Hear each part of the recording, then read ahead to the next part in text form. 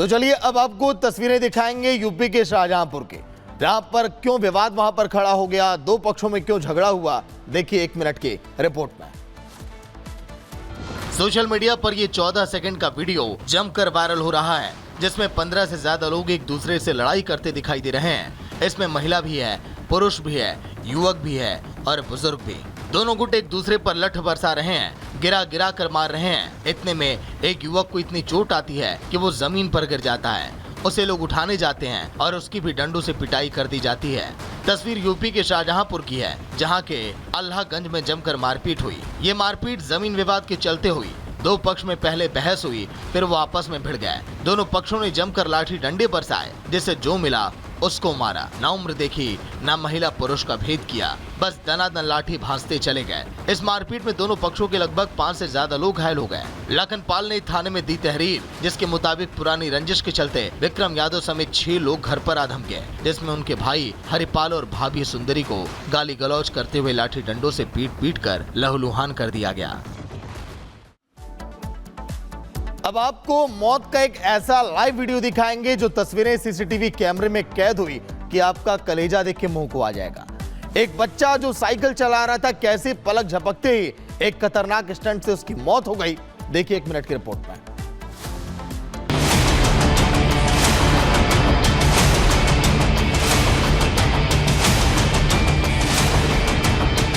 मुंबई में साइकिल सवार नाबालिग को स्टंट करना महंगा पड़ गया।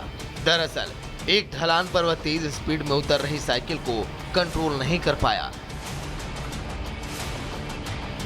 जिसके बाद साइकिल गली में एक स्कूल के आगे खड़े ऑटो से जा भिड़ी।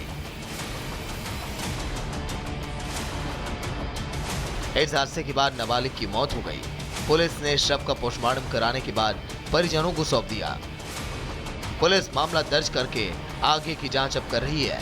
ये पूरा हादसा घटनास्थल के पास लगे एक सीसीटीवी कैमरे में कैद हो गया। इस हादसे के बाद स्थानीय लोगों ने इलाके में ट्रैफिक साइन लगाने की मांग की है।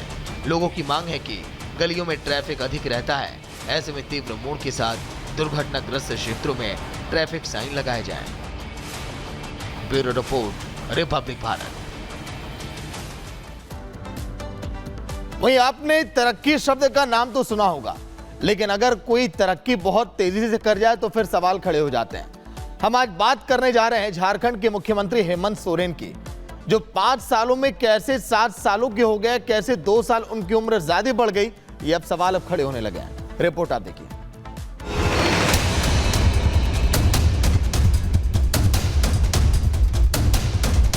2 साल अपने आप बढ़ चुका है। कैसे बढ़ा? सर्टिफिकेट में देख लो तो बीआईटी मिश्रा में हेमंत पढ़े। उससे जाते हुए दिख रहा है तो गड़बड़ा रहे, कहीं कुछ लिखना चाहिए तो कहीं कुछ छूट रहा है, कहीं कुछ छूट रहा है। बीजेपी तो अनावश्यक रूप से लोगों को परेशान करने के लिए इस तरह के काम करती है। ये सारे इन्फॉर्मेशन सही है। उम्र पर हंगामा क्यों है बरपा? झारखंड का चुनावी रण काफी दिलचस्प होता जा रहा है। हेमंत सोरेन पहले घुसपैठियों के मुद्दे पर घिरे थे, लेकिन अब चुनाव में सोरेन की उम्र पर सवाल उठने शुरू हो चुके हैं। झारखंड में हेमंत सोरेन की उम्र पर सियासी गणित का गुणाभाग शुरू हो चुका है। ऐसा इसलिए कि झारखंड के मुख्यमंत्री हेमंत सोरेन की उम्र को लेकर एक नया विवाद शुरू हो चुका है। हेमंत सोरेन ने बरहेट सीट से नामांकन पत्र दाखिल कर दिया है। हेमंत ने जो हलफनामा दाखिल किया, उसके मुताबिक उनकी उम्र 5 साल के अंतराल में 7 साल बढ़ गई है। साल 2019 में हेमंत के नामांकन पत्र में उनकी उम्र 42 साल बताई गई थी, लेकिन इस साल उनकी उम्र 49 साल बता दी गई, जिसके बाद बीजेपी को बैठे बिठाए सोरेन को घेरने का एक और मौका मिल गया।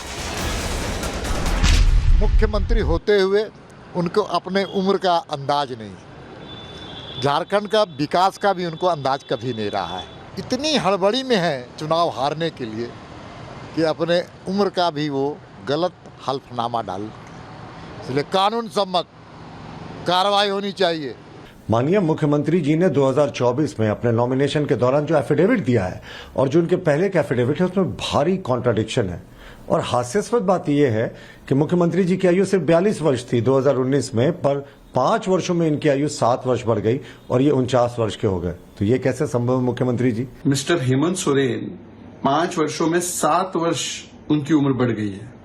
2019 में उन्होंने अपने हलफनामे में एज बताई 42 और 2024 आते आते मतलब 5 वर्षों के बाद उनकी एज हो गई 49। मतलब 5 साल में 7 साल बढ़ गए उनके। बीजेपी आरोप लगा रही है कि हेमंत सोरेन ने चुनावी हलफनामे में धोखाधड़ी की।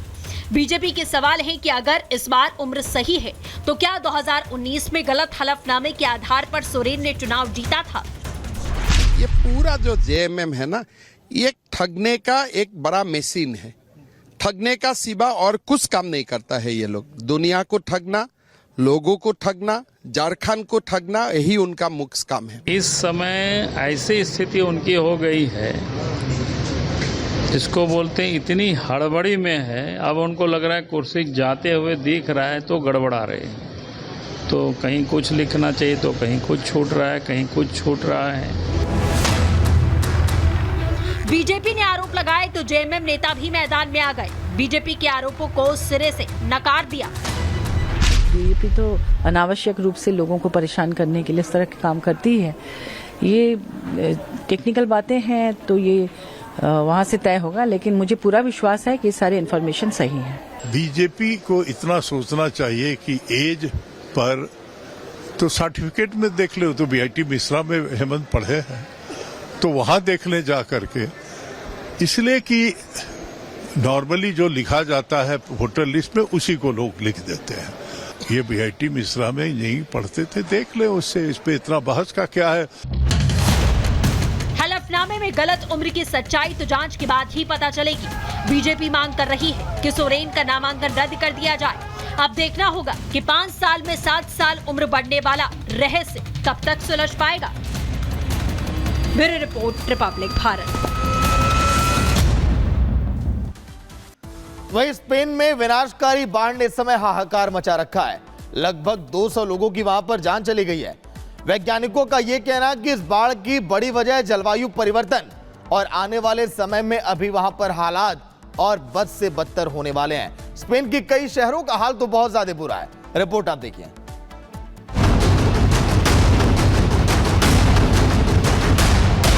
स्पेन में कुदरत का कहर, 50 साल का टूटा रिकॉर्ड। कीचड़ से भरे शहर, कई लोग हुए बेघर।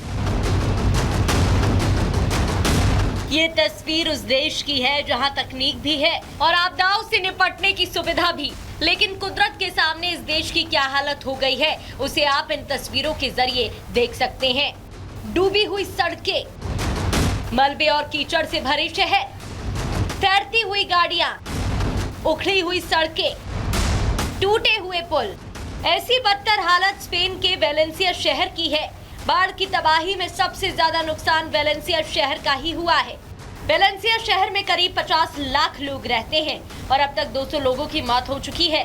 स्पेन में ऐसी बारिश 1973 में दर्ज की गई थी, यानी इस बार की बारिश ने 50 साल का रिकॉर्ड तोड़ दिया है। तब 150 लोगों की मौत हुई थी। वहीं वेलेंसिया में ऐसी बाढ़ साल 1957 में आई थी, तब 81 लोगों की जान चली गई थी। स्पेन में अचानक आई बाढ़ में अब तक 205 लोगों की मौत हो चुकी है। अब तक कई लोग लापता हैं, जिनकी तलाश की जा रही है और बाढ़ का सबसे ज्यादा असर वेलेंसिया शहर पर पड़ा है। Bureau report, Republic Bharat.